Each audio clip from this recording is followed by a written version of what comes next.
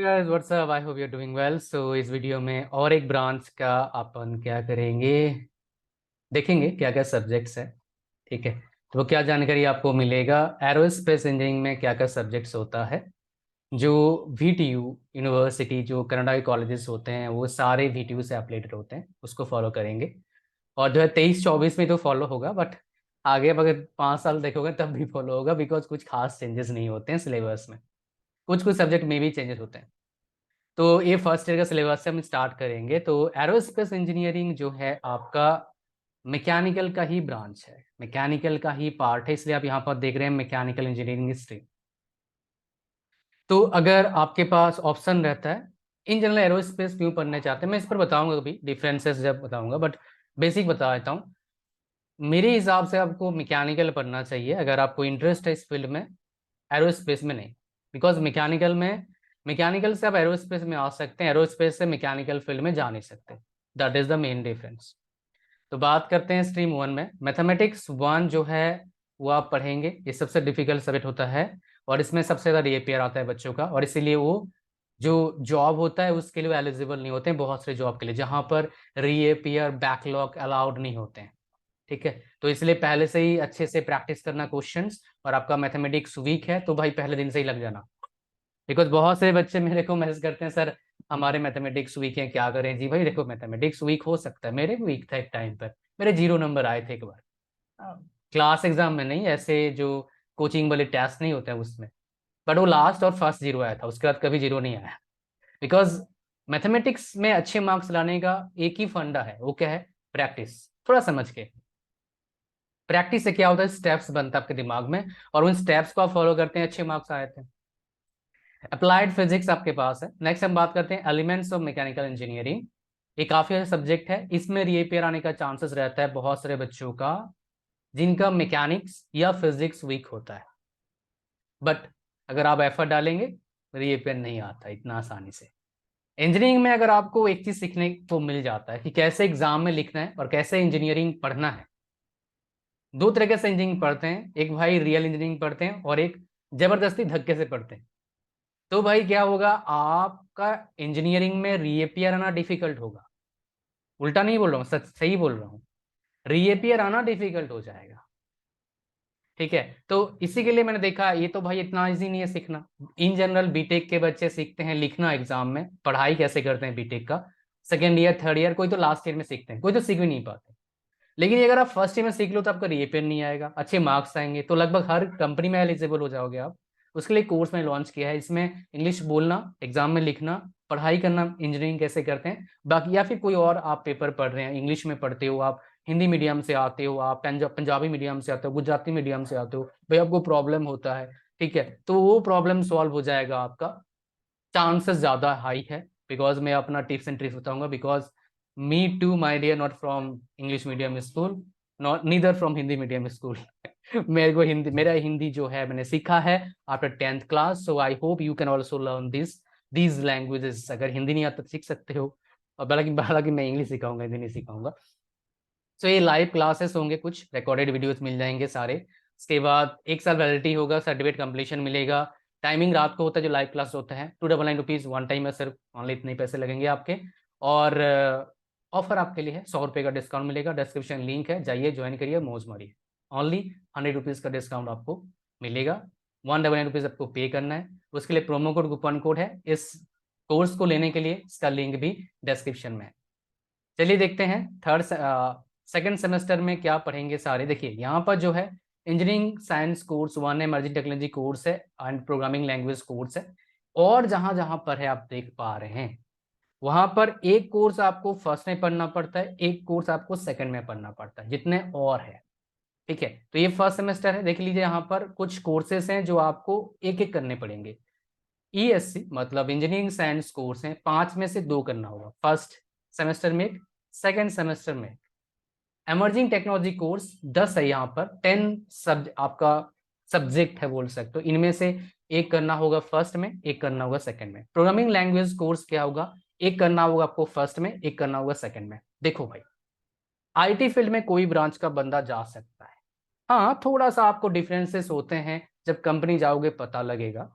Position में differences होते हैं, बिकॉज आईटी में बहुत सारे डिपार्टमेंट होते हैं, उसमें थोड़ा डिफरेंस होते हैं इन जनरल एवरेज में। लेकिन आप अगर एक्सेप्शनल हो, जैसे सुंदर पिचाई भाई, वो सीएससी ब्रांच से नहीं थे, मेट्रोलॉजिकल इंजीनियरिंग से थे। वो अगर बंदा सीईओ बन सकता है गूगल का, तो आप आईटी का अच्छा प्रोफाइल तो ले ही सकते हो। बट मैं एवरेज की बात करूं, एवरेज में ऐसा नहीं होता है। मेरा क्या है, मेरा रूल है, आपको सच बताऊं ताकि आप पहले से अवेयर हो जाओ, आप पचड़े में ना फंसो। मेरा ये काम। तो अगर बात करेंगे सेकेंड सेमेस्टर में, मैथमेटिक्स 2 जो है आपका है, मैथमेटिक्स 2 में रीअपियर इन जनरल नहीं आता है, अप्लाइड केमिस्ट्री में रीअपियर इन जनरल नहीं आता है, कंप्यूटर एडेड इंजीनियरिंग ड्राइंग में रीअपियर नहीं आता है। बट जहां पर ये सब्जेक्ट एज इंजीनियरिंग ग्राफिक पढ़ाया जाता है, वहां पर रीअपियर आने चांसेस बढ़ जाता है अगर वो एक्सटर्नल एग्जाम होता है। इंटरनल होता है तो one of the most scoring subject होता है, जैसे कुरुक्षेत्र यूनिवर्सिटी में होता है ना, ऐसा जहां से मैंने पढ़ा। Engineering science course 2, programming language course 2, emerging technology course 2, इनमें से आपने देख लिया। और करके था यहाँ पर, समझ रहे हो? अच्छा, इंग्लिश में भी और करके है, मतलब एक यहाँ और वहाँ, मतलब फर्स्ट में एक पढ़ेंगे और सेकंड में एक पढ़ेंगे। अब चलते हैं थर्ड सेमेस्टर में। Unmanned aerial vehicle basics and application. Unmanned मतलब समझ गए आप, इंसान कोई होगा नहीं, ड्रोन वगैरह इसी के कंसेप्ट पर चल रहे हैं आजकल। एरोस्पेस, थर्मोडायनामिक्स, ये जो बीटेक में थर्मोडायनामिक्स हम पढ़ते हैं मैकेनिकल में, उससे रिलेटेड है। थर्मोडायनामिक्स साली इसमें नहीं पढ़ते हैं हम, एरोस्पेस में हम भाई थर्मोडायनामिक्स पढ़ते हैं मैकेनिकल में, हम केमिकल नहीं पढ़ते हैं थर्मोडायनामिक्स। फ्लूइड मैकेनिक्स भाई one of the amazing but difficult subject है। थर्मोडायनामिक्स भी अच्छा सब्जेक्ट है, थोड़ा डिफिकल्ट सब्जेक्ट है। एरोस्पेस इंजीनियरिंग का introduction, computer aided aircraft drawing, तो भाई सॉफ्टवेयर होगा वो देंगे, ड्राइंग करने देंगे आपको, एयरक्राफ्ट ड्राइंग करेंगे। मोस्ट प्रोबेबली ये 2D होगा, 3D इसमें नहीं होगा।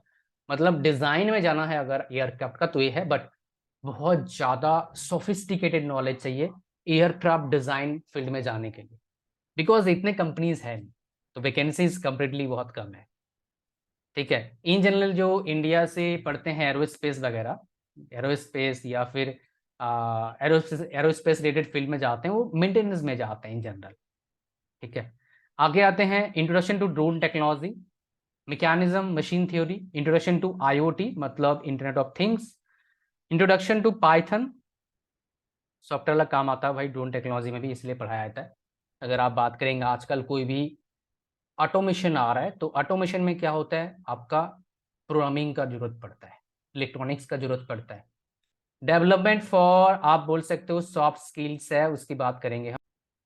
तो या चलो चलते हैं। तो यहाँ पर हमारे पास क्या आ गया, फोर्थ सेमेस्टर आ गया।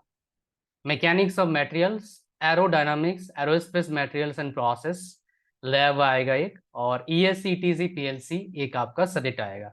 इनमें से देखिए एवरीडे एनहांसमेंट कोर्स भी होता है, जिसमें प्रोग्रामिंग इन मैटलैब, ये काफ़ी इंपॉर्टेंट है भाई, रिसर्च में काम आता है। जितने लोग एमटेक करते हैं, रिसर्च करते हैं, वो सारे जानते हैं MATLAB. High temperature smart materials, design thinking for innovation, engineering and society. Engineering science course में क्या आएगा, रोबोटिक्स आएगा, कंपोजिट मटेरियल्स आएगा, स्पेस फ्लाइट आएगा, एयरक्राफ्ट सिस्टम एंड इंस्ट्रूमेंटेशन आएगा। इनमें से एक एक कोर्स करवाते हैं, तो ये काफ़ी अच्छे हैं। रोबोटिक्स का काफ़ी ज़्यादा डिमांड है, रोबोट्स का, है ना, वहाँ पर अगर आप सीखते हैं काफ़ी अच्छा इसमें ग्रोथ रहता है। एविएशन मैनेजमेंट, मैनेजमेंट का कोर्स रहेगा।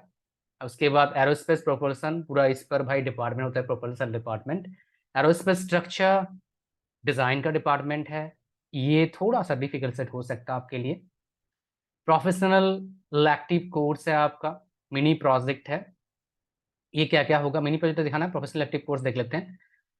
Flight mechanics, difficult subject. Finite element method, FEM, और एक फाइनाइट एलिमेंट एनालिसिस भी होता है। दोनों सब्जेक्ट पढ़ते हैं इन जनरल, बीटेक में आजकल हो गया, एमटेक में पढ़ते थे पहले।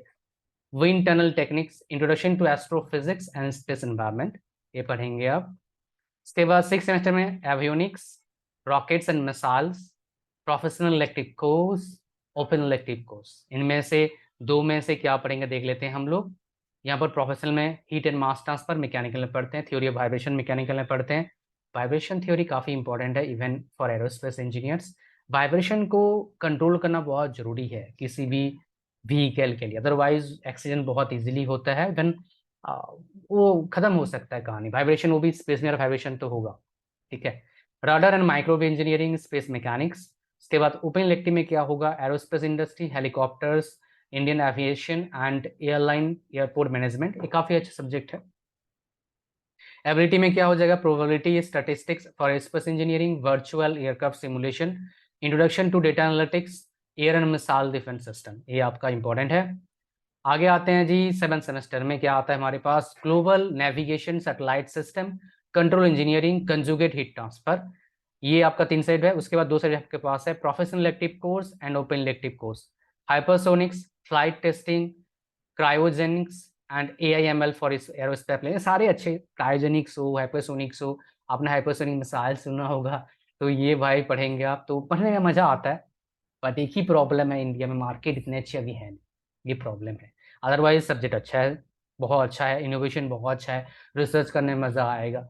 ठीक है, ओपन इलेक्टिव कोर्स में earth and space science, industrial aerodynamics, aviation, internet structure, air traffic, weather, तो एक अच्छा है। ये सारे जो एयरपोर्ट में काम करते हैं उनके लिए काफ़ी इंपॉर्टेंट सब्जेक्ट है।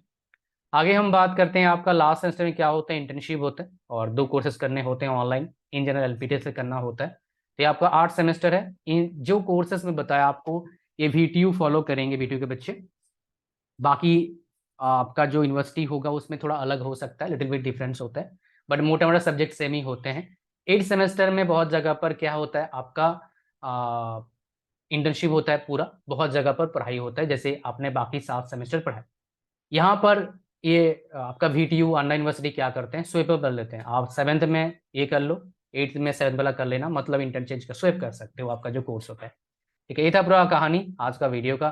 Thank you very much watching this video, मिलेंगे नेक्स्ट वीडियो में। God bless you all and thank you very much. Like करो वीडियो को, शेयर दोस्तों का, चैनल पर ने सब्सक्राइब करिए। Thank you.